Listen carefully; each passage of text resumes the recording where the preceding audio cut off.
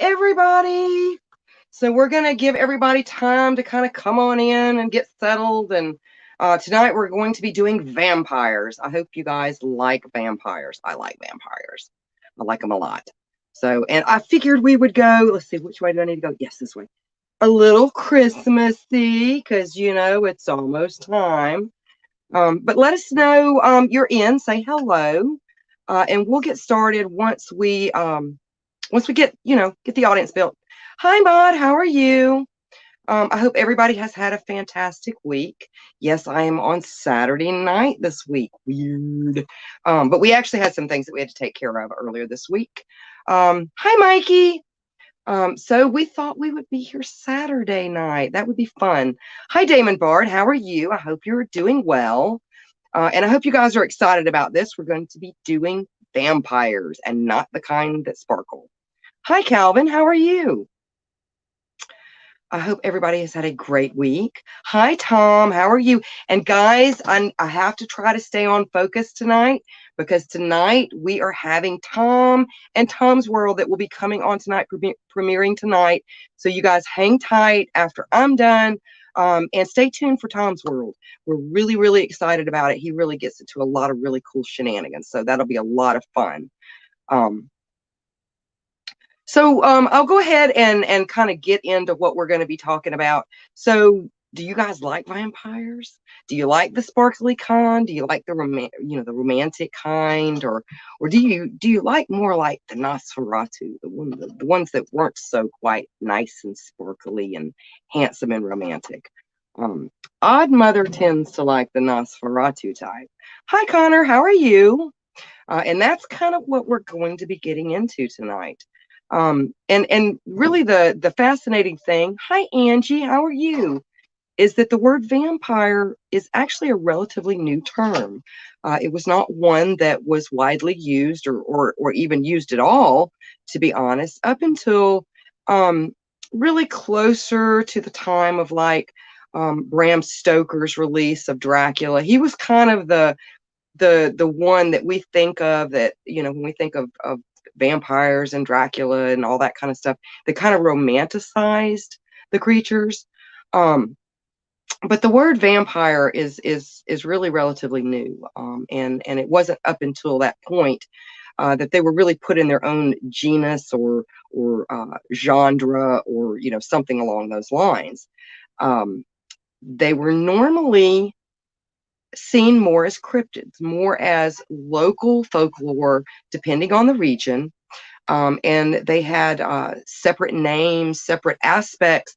But the one thing they did have in common was the thirst for human blood, the thirst mostly for human flesh, as well as babies. They liked babies.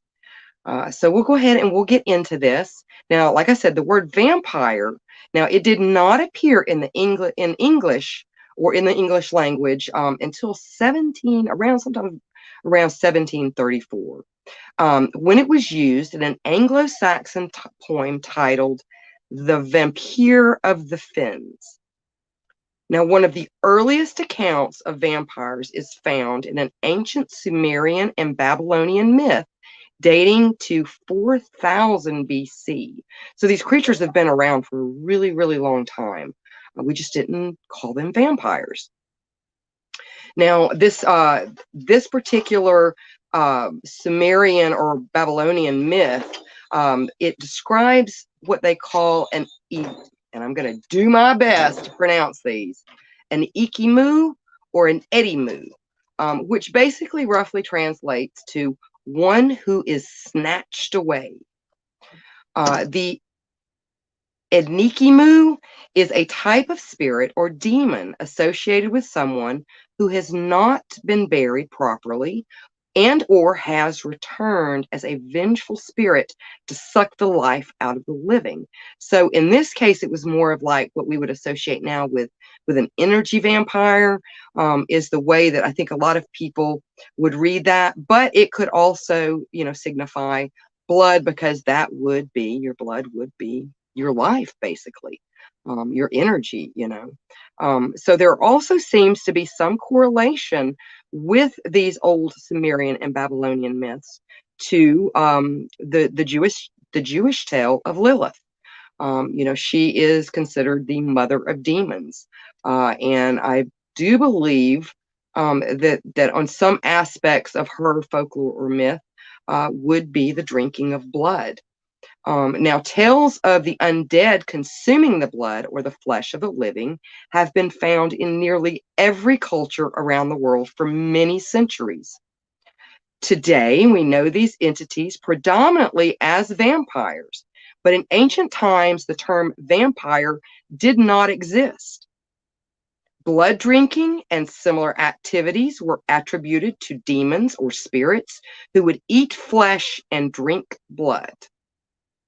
And again, that's what we're going to get into tonight, because Odd Mother says real vampires don't sparkle. Not to say there's not a place for them.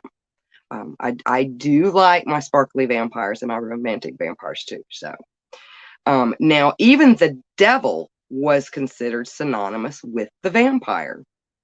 Almost every nation has associated blood drinking with some kind of revenant or demon.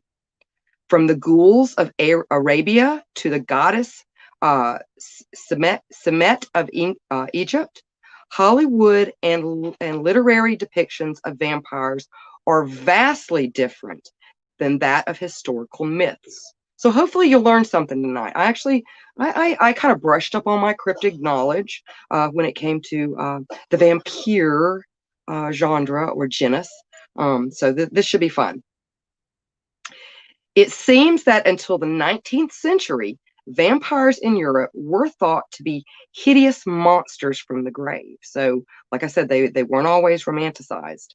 And today, vampires are widely believed to be very old, tall, attractive, intelligent, and aristocratic, sleeping in coffins with the need for native ground or soil, and have an insatiable thirst for blood, and who must be staked through the heart to be killed.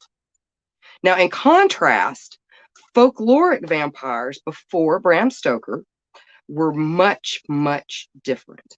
So I'm going to look at the comments and see what's going on.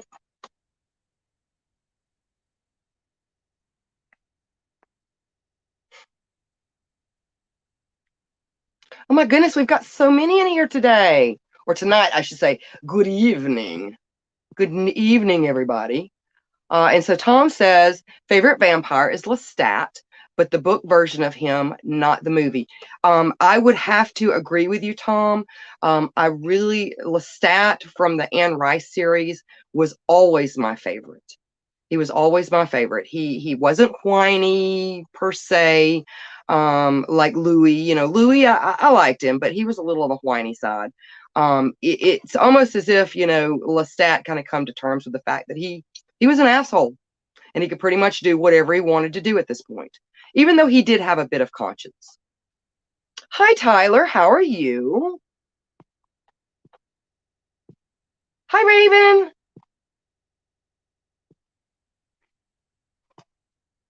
I'm doing very well, Raven. I hope you are doing just as well. Hi, Patricia. How are you? Hi, Michelle. Michelle, I don't believe we've seen you here before. And if we have, my apologies. Let us know where you're from. We always love new victims here in the crypt. And then so Damon Bard says, vampire is a type of bat. Medieval times when to put fear in local people. Yeah, and you know the funny thing about it is that when we start getting into like more of the folklorish vampires or vampires or demons or what have you, they're actually, at least to me, being a big horror fan, they're quite comical, and they tend to be very specific in a lot of odd ways. But of course, you know, I guess that goes back to the fact that, you know, common old world people, I mean, pretty much danger and unexplainable things were hiding around every corner, and so they had to have something to explain those away. But some of the criteria are extremely specific.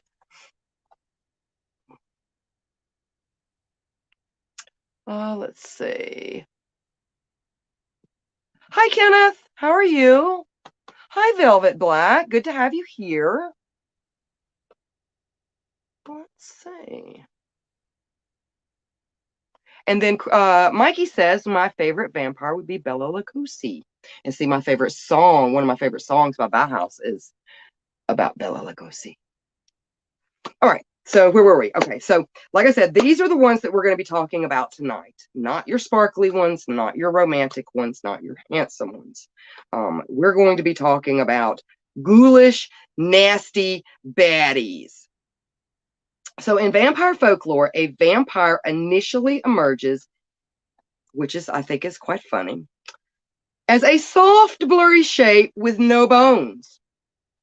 He was considered basically to be full of blood, just bags of blood with red glowing eyes. And instead of a nose, he had a sharp snout that he sucked blood with. If he could survive for 40 days, he would then develop bones and a body and become much more dangerous and difficult to kill. They were often usually peasants of low intelligence, recently dead, and had no need for their native soil. Modern literature often states that vampires have many powers, anything from telepathy and mind control to the ability to communicate with and or transform into animals. But there is no historical lore. Oh my goodness, did I freeze?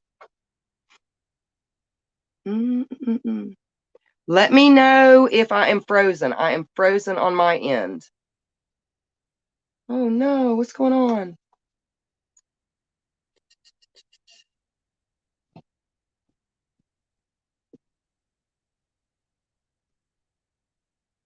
Hold on, guys.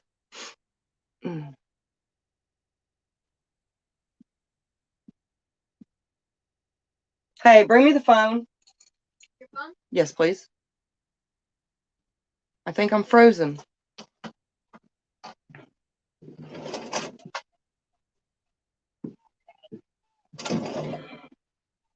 Hold on, guys, if you can see me, because I look frozen on my end.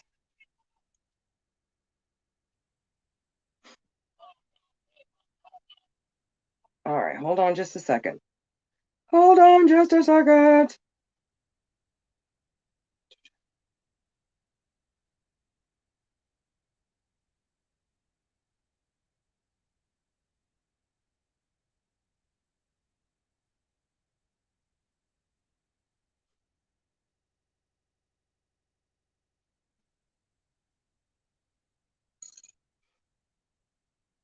I look like I maybe froze.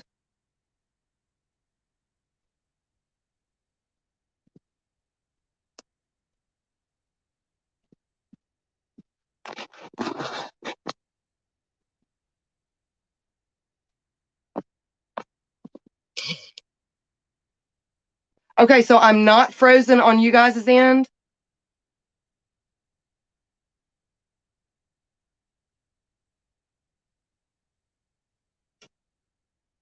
Hang on, guys. I'm sorry about this.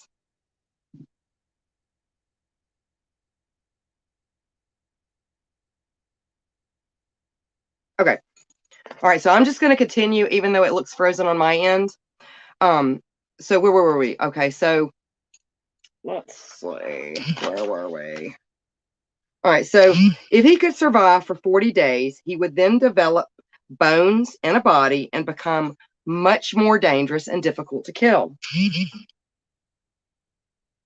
Okay, all right, very good. They were often usually peasants of low intelligence, recently dead, and had no need for their native soil. Modern literature often states that vampires have many powers, anything from telepathy and mind control to the ability to communicate with and or transform into animals. But there is no historical lore that corroborates this concept and seems to mostly be very recent as far as developments in the vampire mythology. The idea of a vampire being harmed by sunlight is also fairly recent and apparently a literary invention. So for our vampire hunters out there, keep that in mind. Historical lore makes no mention of it. So, how could one become a vampire? And actually, more specific would be, how do you not become a vampire? Because, all right, hold on. Let's see. Okay, never mind. Okay. All right. So, how could one become a vampire? You could become a vampire, of course, through a bite.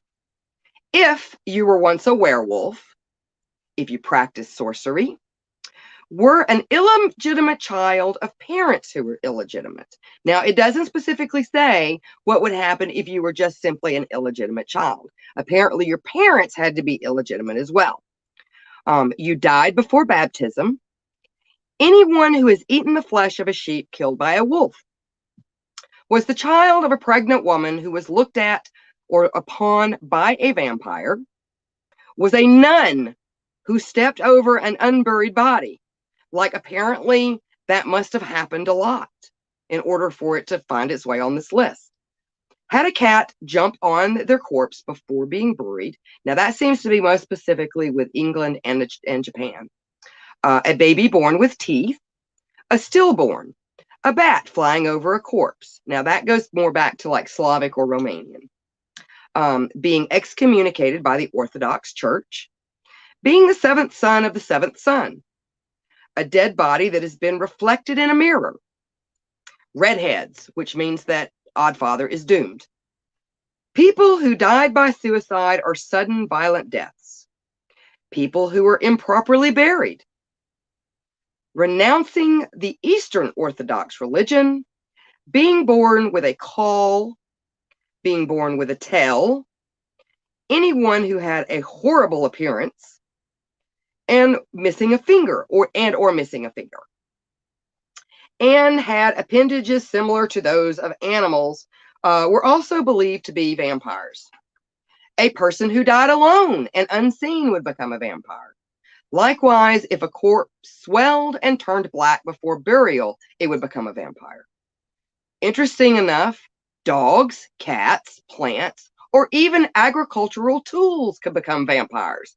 Pumpkins or melons kept in the house too long would start to move, make noises, or show blood. So even your pumpkins could become vampires. Now, the one difference between like more of the modern vampires versus the older vampires or folklore about the older, like old world vampires, would be that they could have offspring. Now, in folklore, it was thought that the vampire's first victim would often be his wife. This is why, in some cultures, when a husband died, the wife would change her appearance, i.e., she would cut her hair and would wear black for the entire period of mourning, which we see that again also in more Victorian, like the Victorian death culture and mourning practices. But for them, it was the ghosts of loved past loved ones.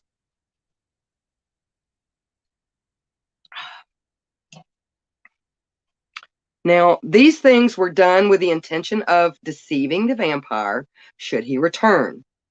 According to some legends, a vampire may engage in sex with his former wife, which often led to a pregnancy. In fact, this belief may have provided a convenient explanation as to why a widow who was supposed to be celibate became pregnant. The resulting child was called a gloglov or glog. However, rather than being ostracized, the child was considered a hero who had powers to slay other vampires and would later be known as the Dhampir.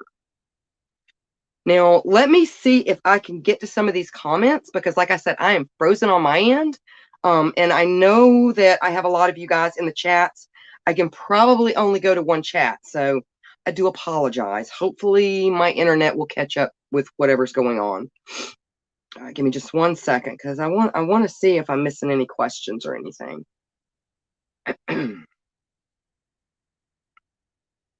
We're getting some rain here, so I think that might be some of the problem. Let's see.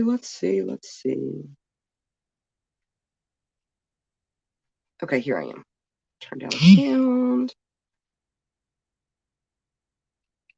Okay, so I'm being told to back out and come back in. So hang tight.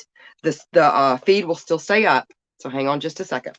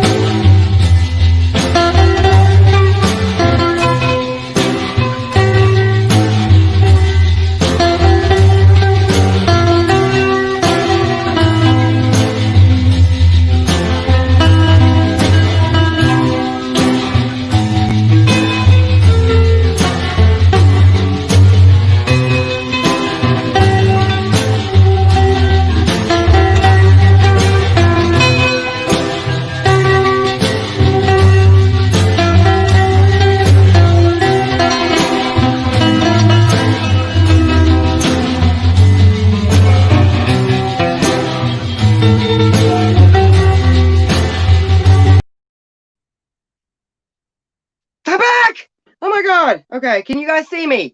Yay! Oh my goodness, I felt like I was out like somewhere in the like the zone. And I felt all alone. I felt lonely. All right, let's see. That was thinking comments. Okay. Hi Richard, how are you? Okay, let's see. Let's see what I missed. Hang on just a second. So everybody heard me. Good. I'm glad. I'm glad because I felt so alone being frozen like that. All right. So where were we at? All right. So we knew that the offspring would later be known as the Dampier. Now, how could you repel these vampires of old? Well, of course, garlic. That does seem to be a similarity with like the newer mythology. Hawthorn branches, Rowan trees, which do always they've always had like a connection with like magical powers and things like that. The scattering of seeds, and you'll see that a lot when it comes to small particles. Apparently, either the vampiric cryptids were extremely stupid, or they had really bad cases of OCD. And we'll kind of get into that a little bit here in just a second. Fire, of course, salt, iron, bells, a rooster's crow, peppermint, running water, burying a suspected vampire at a crossroads. And like I said, it was also not unusual for a corpse to be buried face down so that it would dig in the wrong direction and become lost in the earth. Garlic, a traditional vampire repellent, has been used as a form of protection for over 2,000 years. Now, with the scattering of seeds and things like that, it was not uncommon too in some areas to where they would fill the coffins with sawdust, because it was believed that if the vampire or lost soul or what have you, if it couldn't rise from the grave within a certain time period after it had been transformed into a vampire, then it would die. And their idea was to fill the coffin with sawdust, because it would have to count every particle or every seed in before it could move to some other task. And the thought was that it would spend so much time counting these seeds or particles or things like that, that the sun would go down and the sun would come up. And by that point, it would die because it was unable to rise and feed. So apparently that seems to follow the old lore a lot, was this need to count particles or seeds or small items and things like that. You could confuse them very easily. Now, fun fact, in Kosovo, it was believed that vampires were invisible. And again, these myths and folklores are so specific sometimes it's almost comical.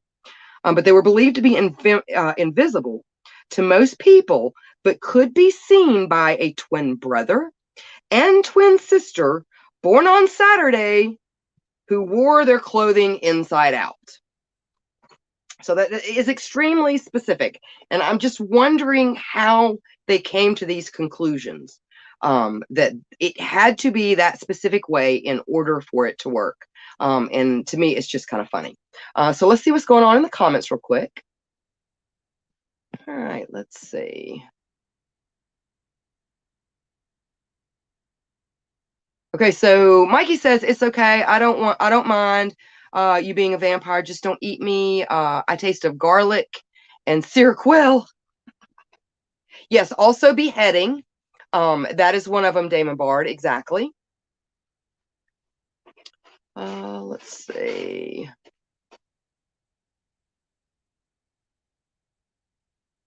Hi, Michael. How are you?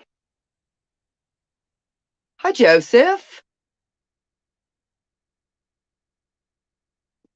Yes, vampire. Beware the cock. Exactly.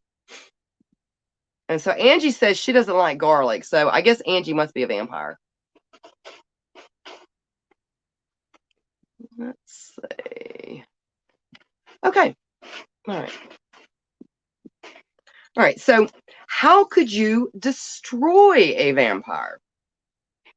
You could burn it, bury the corpse face down, which we talked about just a moment ago, drive a wooden stake through its heart, pile stones on the grave, put poppy seeds or wild roses on the grave, boil the head in vinegar. Again, another extremely specific thing that you would have to do. Place a coin in its mouth, decapitate with an axe, put a lemon in its mouth, I guess to bury it at a crossroads, remove the heart and cut it in two, put garlic in the mouth and drive a nail through the temple, cut off the toes and drive a nail through the neck, pour boiling oil on the body, drive a nail through the navel. And again, you could put sawdust being placed in the coffin. That way it would have to count the sawdust, would be unable to rise and feed, and therefore would die. So now we're going to get into kind of my favorite part.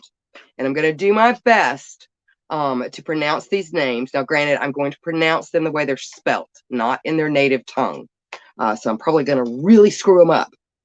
So in Africa, the type of vampire that you would encounter is called a asinobosam, or more commonly known as a sasabonsam. It is a vampire. Like folkloric being, it is said to have iron teeth, pink skin, long red hair, iron hooks for feet, and lives in the trees attacking from above. Something akin to the archetypical org, even though this one is black and seems to look like he's talking on the phone. Now, Sassobonsams has large bloodshot eyes, long legs, and feet pointing both ways. Its favorite trick is to sit in the high branches of a tree and dangle its legs as to entangle the unwary hunter. So that's what you would encounter in Africa. In Greece, which happens to be, I think, my favorite of these, is the Vyrokolakas, the Vyrokolakas. It is a harmful undead creature in Greek folklore. It has similarities with numerous other legendary creatures, but it is generally equated with the vampire of the folklore of the neighboring Slavic countries. And you'll find that most of Europe and the European countries, they all their folklore, even before they were kind of put all under vampire, all seems to go back to a lot of the Slavic ideas and folklore and things like that.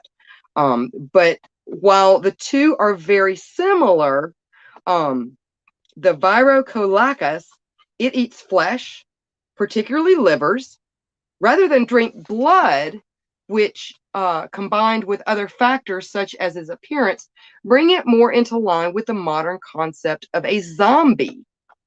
The Greeks traditionally believed that a person could become a Vyrokolakas after death due to a sacrilegious way of life, being excommunicated, a burial that was like if you were buried on unconsecrated ground, or eating the meat of a sheep which had been wounded by a wolf or werewolf. They're also somewhat related to werewolves as well. Like if you were a werewolf in your previous life, you could become a virocrolacus.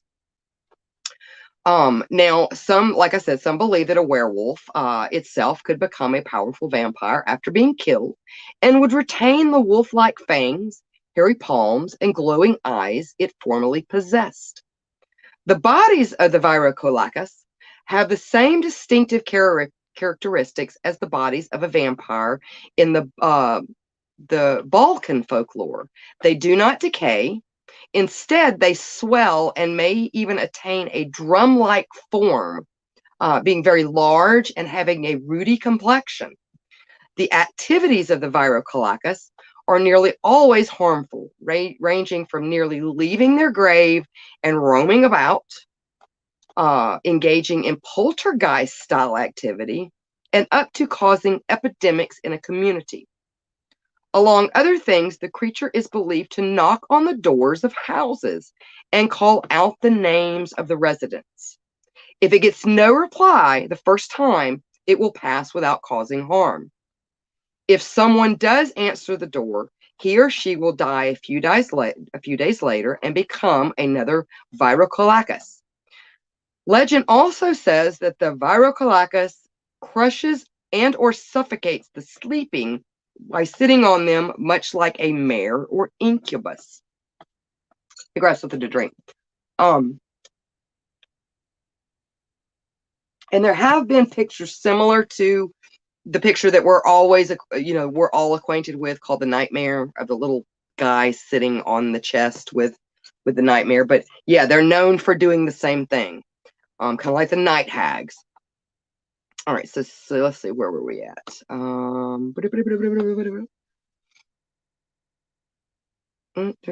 Okay, so unlike vampires, in Greek folklore, the virocrolacus are described as more of a cannibalistic type of bloodsucker. So, like I said, more in line what we think of as a zombie. Now, it is believed that they will become more and more powerful, however, if left alone. So they must be dispatched quickly. Let's see what's going on in the comments real quick. I see them building up here. All right, real quick.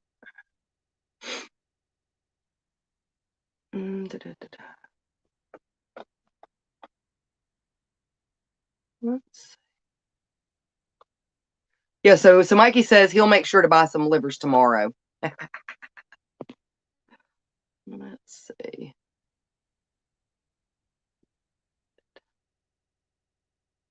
Yeah, so Angie says, I only eat my enemies and drink from their skulls.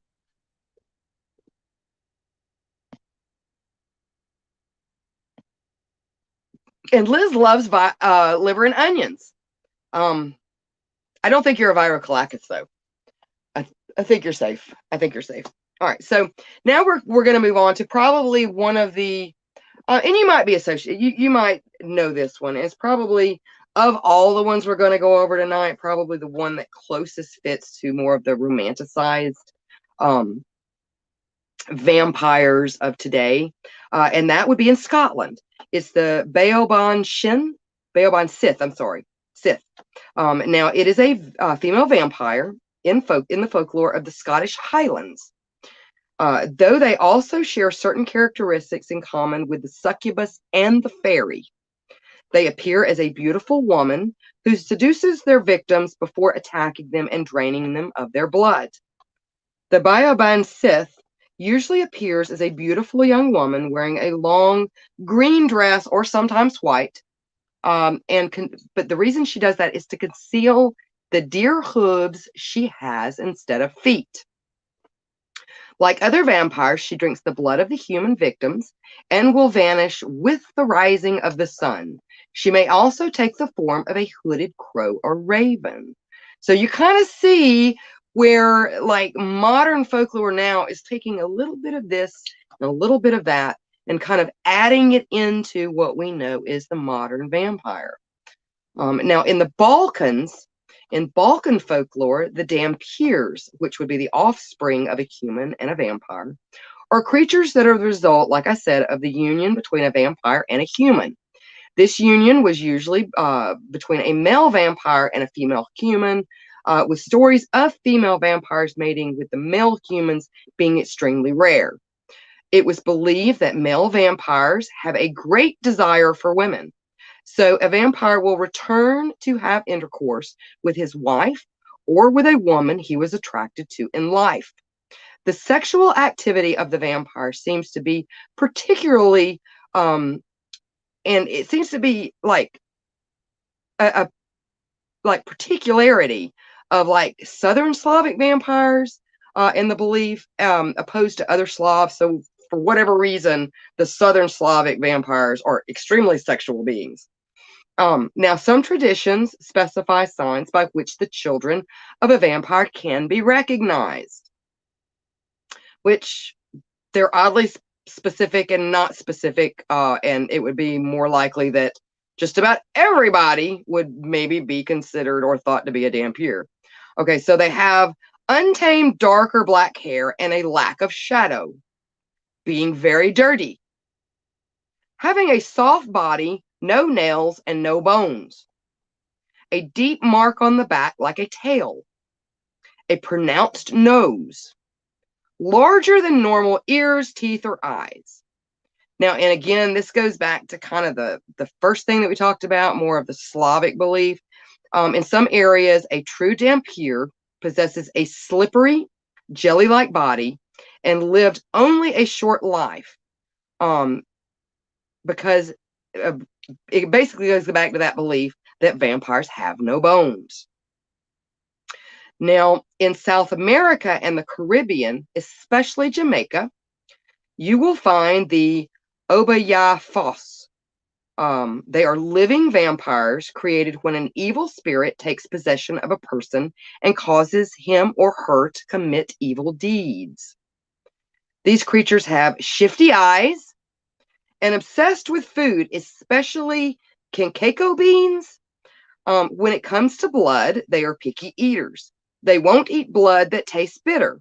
So it is a good idea to eat a diet rich in things like garlic if you want to be unappetizing. They feed on fear and despair, but will also steal the blood of children. Strangely enough, though, they do like fruits and vegetables. When deprived of blood, they will simply suck the juice from a fruit and or vegetable to hold their hunger in check until they can feed again.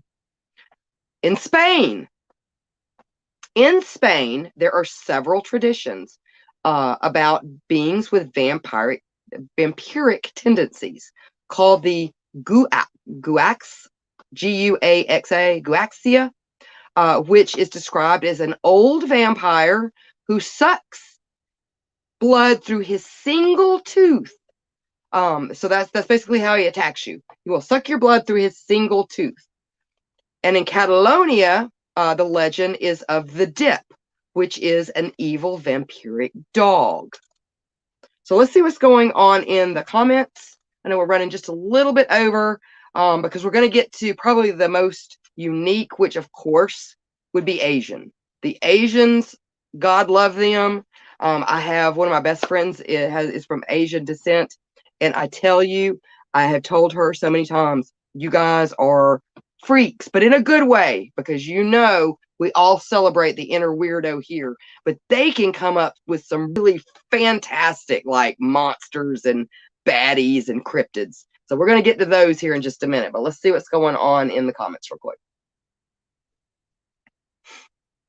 Hi, Carol. How are you? Hi, Crystal. Let's see. Well, thank you, Crystal. Crystal says, I love your stories. Thank you. All right. And then let's see what we got here. So Liz is asking, have I seen What We Do in the Shadows? No, I've been meaning to catch that one. I've heard some really, really good things about it. Let's see. Yes, Crystal, vampiric zombies. So you see kind of where like a lot of the literary giants, that because there were so many. I had a list of them, but like I said, I had to kind of cut this down. But there's over like 1,000 different books that have been written, specifically about vampires, and most of them, are attributed to back in the 19th and 20th century. um but yeah, you can kind of see where, like, modern literature has kind of grabbed some of the older, things from some of these cryptids to bring it together to make what we know as the vampire today. Hi, Rumdum, how are you? Congratulations. I heard about the Kroger thing yesterday. Yay. Let's see. Yes, all our friends here on Facebook are awesome. You're absolutely correct, Angie. Okay, all right, so let's get to probably the most unique and fun, and those are the Asian vampires. Now, rooted in older folklore, the modern belief in vampires spread throughout Asia, with tales of the ghoulish entities from the mainland to the vampiric beings from the islands of Southeast Asia.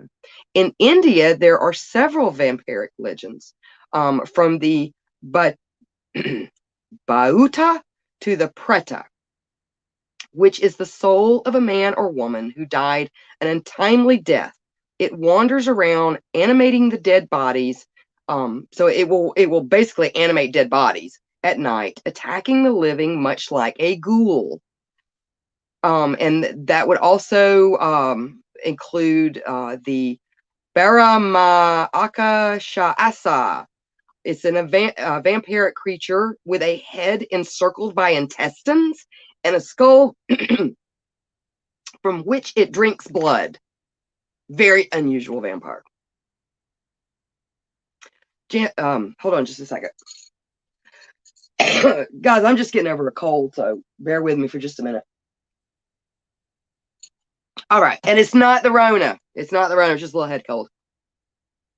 All right, now Japan has actually no native legends about vampires specifically. However, some Japanese mythical creatures bear some similarities to vampires, such as Nuriona. And I really want to do a feed on a lot of the Japanese culture, because they've got some really, really neat cryptids and stuff. She is a snake-like woman that feasts on human blood.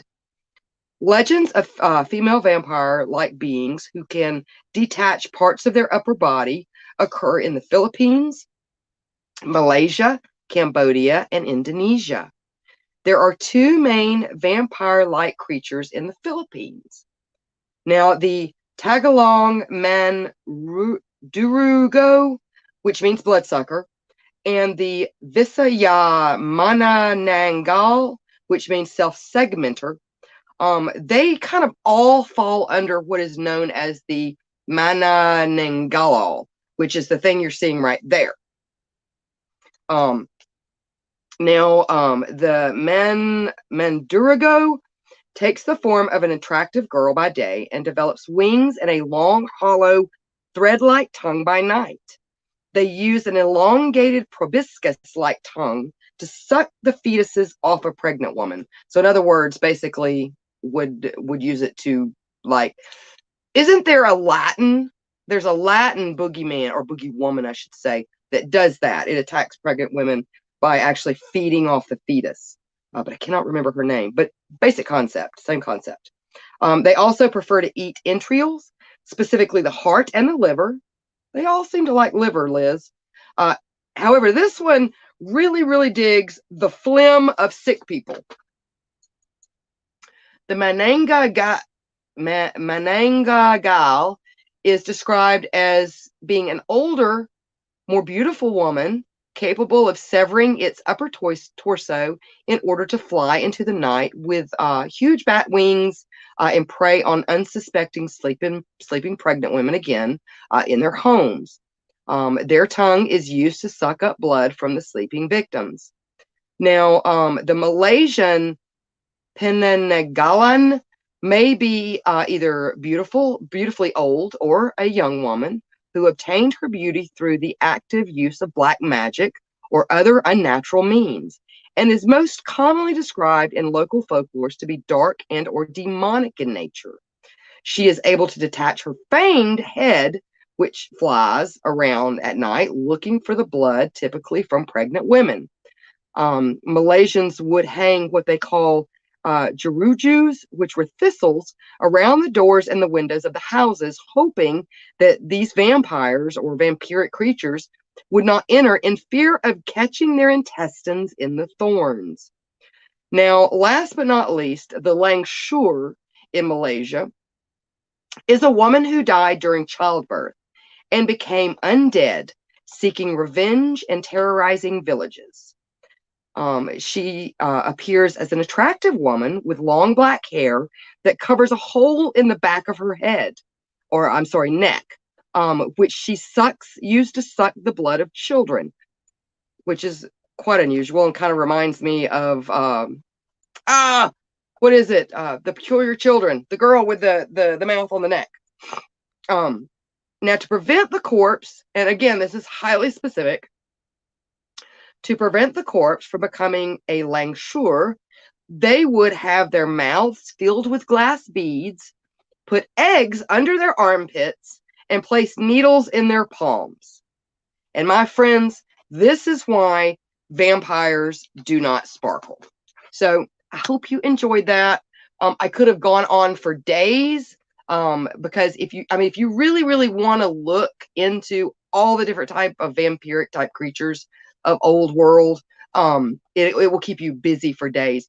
But look them up by area. That's the easiest way to find them, like vampiric creatures by location, because they do seem to be extremely specific to certain locations rather than grouped under the one vampire genre. Yes, she has huge bat wings from her detachable head. La Llorona, and I think that there was another one too, but I can't remember what it was called. It may not have been female. It may have been sexless. I can't remember. But it was like a boogeyman, but it would go specifically for pregnant women. It was dark, like shadow. I'll have to look that up. Now that's going to bother me. I'm trying to remember what that thing's called. Let's see. Yes, we do, Crystal. Crystal says, I like freaky people. I do too. We do celebrate the inner weirdo here, most definitely.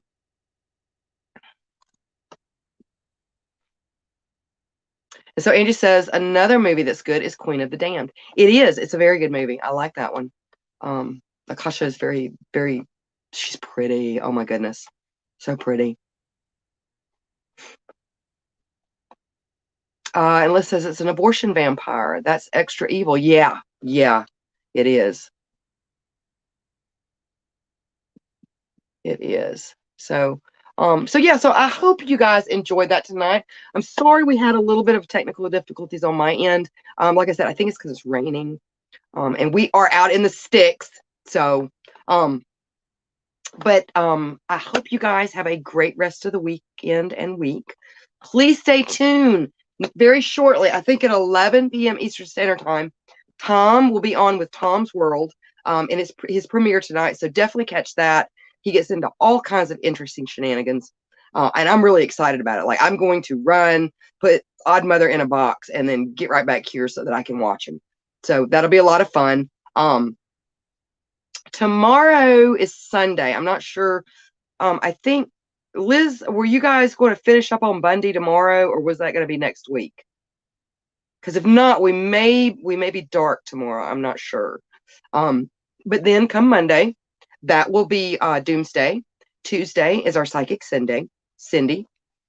Okay, so Roots Bleed Red will be finishing the Bundy feed tomorrow. Very good, very good.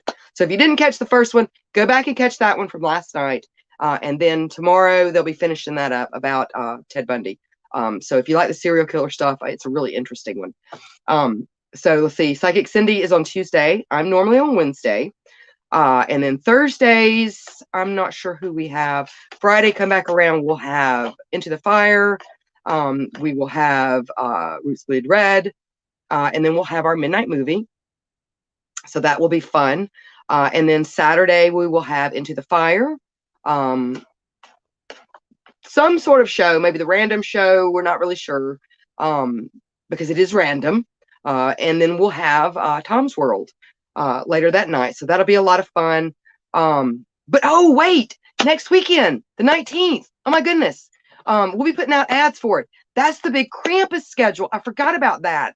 I'm not sure about the times. I'm thinking 9 Eastern Standard Time, but we'll get that up. You guys do not want to miss that. I know that Sid is having a really cool Celtic band on Into the Fire before that, and they're going to be doing like some original Celtic Christmas songs and things like that. That'll be fun. And then we're going to have Krampus, the Yule Lads, Gryla will be here. It's going to be a lot of fun. We're going to be doing some spooky stories, which traditionally we're supposed to be told around Christmas time. We're going to be doing a lot of really, really neat stuff. And who knows, maybe even the Yule Cat will show up. But don't forget that. That is what's going on next Saturday. So that'll be a big special that we're going to be doing next Saturday. So that'll be a lot of fun. And there'll be a lot of characters there. So that'll be fun. But I hope you guys have a good rest of the week. I've got to get going so that Tom can get in here. And have pleasant nightmares, everybody. Bye.